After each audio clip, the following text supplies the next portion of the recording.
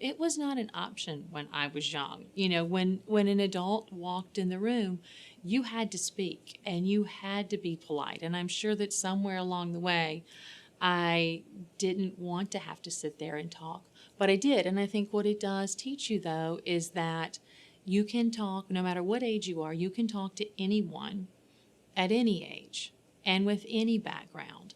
And, you know, we just were taught that, you know, you're not better than anybody, that we may be better off today, but we may not be tomorrow. There are always going to be people who have more than you and always going to be people who have less than you, and that you should treat them all equally. And that was something that my grandmother was adamant about. And that was not flexible. But over time, I think it served us well. And she ended up with grandchildren that are all gracious and appreciative and doing very well. I would say, everyone may not have a grandmother that says, you will learn to speak to adults.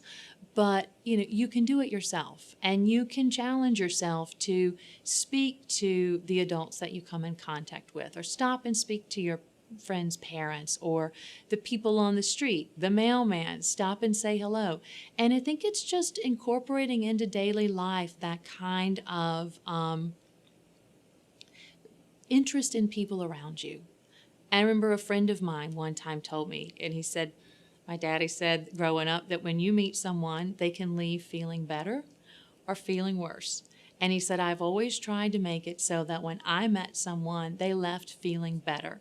And he is one of those people that just, people are attracted to him. They want to be around him. And I think it's kindness.